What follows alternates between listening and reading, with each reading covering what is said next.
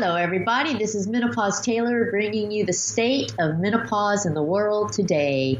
And as you know, I cover everything and I am a real nerd. So I make this podcast school. Yep, it's Menopause University. And because it's Menopause University, I cover everything in units. And we recently started a big unit on heart attack, the biggest killer of women, and the disease that kills 1 out of every 2 women post-menopause. So I've given you a couple of videos, couple of podcasts already, and now I'm going to give you a third podcast on the lipids. You've heard the word lipid. Well, this is the lipids, the good, the bad, and the ugly.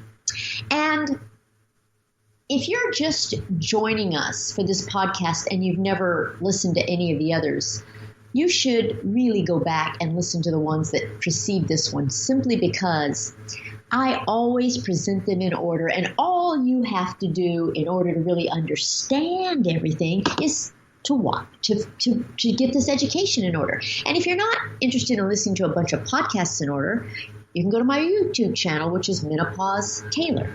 So here's where we are in this series, in this unit on heart attack. In a previous podcast, you learned that there is much more hype about breast cancer than there is about heart attack, despite the fact that the biggest risk for the vast majority of women is heart attack. And then you learned that heart attacks are caused by a kink or a roadblock in an artery that supplies your heart with blood and oxygen. So today I'm going to teach you about the substances, the actual substances that cause the kink or roadblock in your arteries.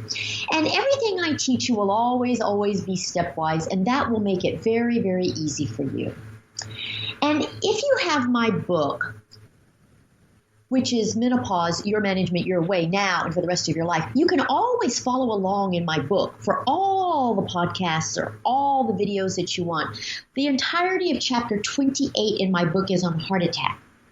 And today's talk is under the section called Causes.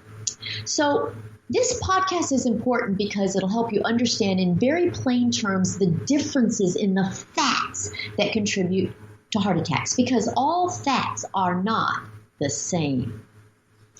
Now, in the previous podcast, I talked about the progressive occlusion of an artery with a substance that ultimately creates a kink or roadblock that interferes with the blood flow to your heart. And if the kink or roadblock becomes severe enough to block blood flow to your heart completely, the part of your heart beyond the blockage dies. That's a heart attack. So today I want to talk about what is the stuff that forms the roadblock? What does the roadblock consist of itself? And well, the short answer to that is that it's fat. But there's more to it than that. And that's because there are different kinds of fats, and they do not all have the same effect on your heart arteries. So I'm going to tell you about their differences. There are 3 different types of fats that are important to your understanding of a heart attack. They are cholesterol, lipoproteins, and triglycerides. So I'm going to address them one by one. The first one is cholesterol. Now, your body makes cholesterol. It's a vital substance that exists in every single cell of your body. The cholesterol you eat is minor in comparison to the cholesterol your body produces. When you get your blood drawn for cholesterol, it gives you the total cholesterol in your body. It includes the cholesterol your body makes and the cholesterol you eat in your diet. And that's why it's important to be fasting when you get your blood drawn for any of the blood tests that we'll address today. Now, the upper limit of cholesterol that is considered normal varies depending on your diet. Now, why is that? Well, it's because the only foods that contain cholesterol are foods that come from animals. We're animals, and our bodies produce cholesterol, and all animal bodies produce cholesterol.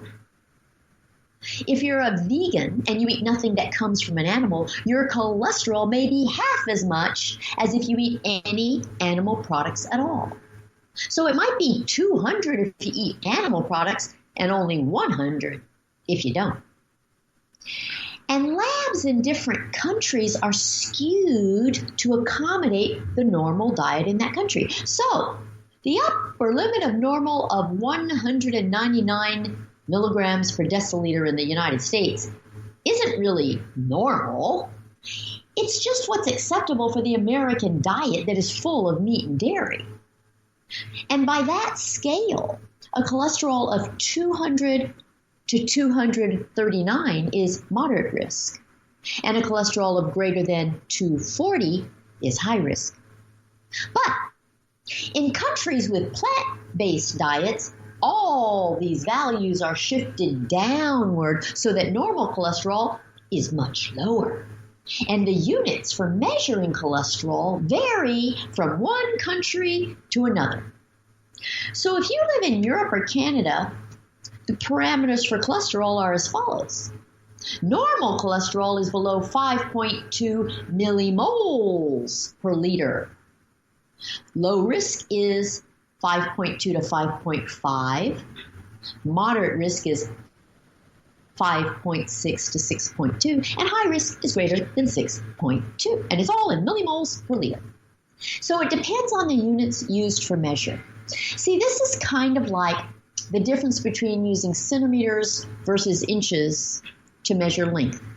You have to use the numbers that apply to the units in your country. Okay, now, cholesterol is fat soluble. Well, what does that mean? Well, it means that it dissolves in fat or oil, but it does not dissolve in water. So, if you put a droplet of oil into a glass of water, they don't mix. Now, this is a problem because cholesterol needs to travel around your body in your bloodstream. But your blood is not fatty, it's watery.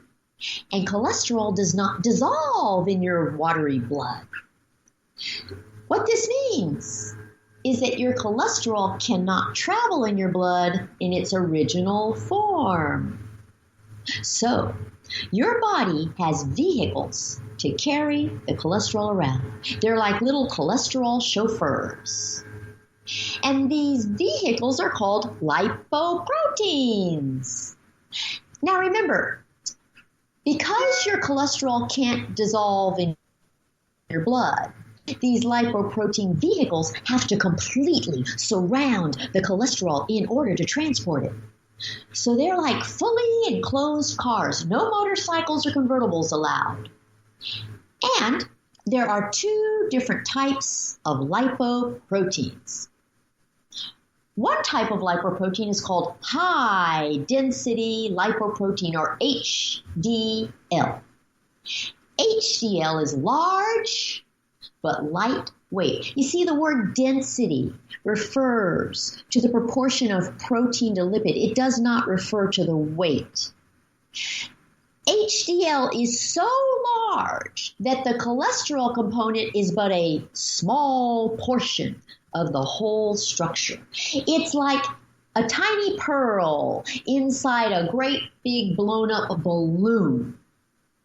So the cholesterol is the passenger and the HDL is the vehicle, which means the pearl would be the cholesterol passenger and the big balloon would be the HDL vehicle. And when the cholesterol gets surrounded by the HDL, the weight of the whole thing is so minimal that it floats. It's actually buoyant. And because HDL is so large, it cannot fit underneath the cells that line your arteries. And if it cannot fit under the cells that line your arteries, it cannot collect in your arteries to create a kink or a roadblock. So HDL just floats around your body, going to places where your body needs it, and it does no harm at all. In fact, it does a whole lot of good.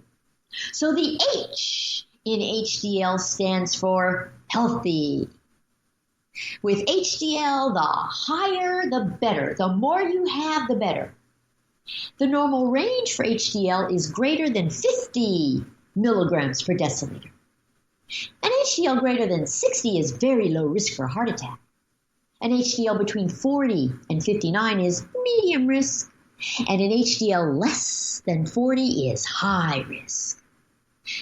Now, of course, depending on where you live, the units for HDL will vary too.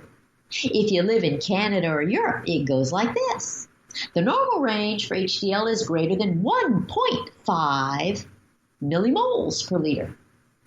And an HDL greater than 1.5 is low risk for a heart attack. But an HDL between 1.3 and 1.5 is medium risk. And an HDL less than 1.29 is high risk.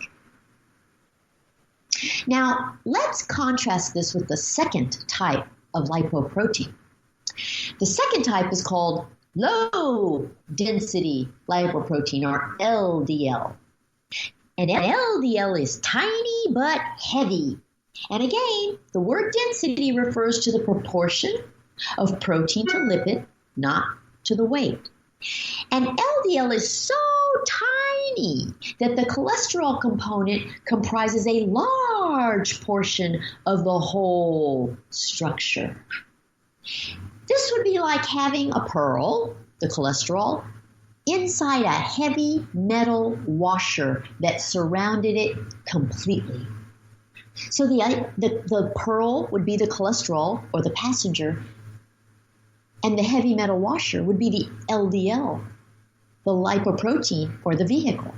And when the cholesterol gets surrounded by the LDL, the weight of the whole thing is so heavy that it sinks. It's just dead weight, like an anchor. And because it's so tiny and so heavy, it can easily slip under the cells that line your arteries. And once it gets under those cells that line your arteries, it is so heavy that it stays there and just collects. And it eventually forms a kink or a roadblock. So LDL does not float around your body, going to the places where your body needs it. Instead, it collects in your heart arteries and forms roadblocks there. It does no good at all. So the L in LDL stands for lousy. And just as with HDL, there are ranges of LDL that indicate your risk for a heart attack. Here are the ranges for the U.S. With LDL now, the lower, the better. A normal range for LDL is less than 100, and of course it's milligrams per deciliter. A level of 100 to 129 is considered low risk. A level of 130 to 159 is medium risk, and a level of 160 to 189 is high risk. And again, depending on where you live, the units for LDL may vary. If you live in Canada or Europe, it goes like this. Normal range for LDL is lower than 1.5 millimoles per liter. LDL lower than 1.5 is low risk for heart attack. And LDL between 1.5 and 4.9 is medium risk. And greater than 4.9, high risk. So these two different types of lipoprotein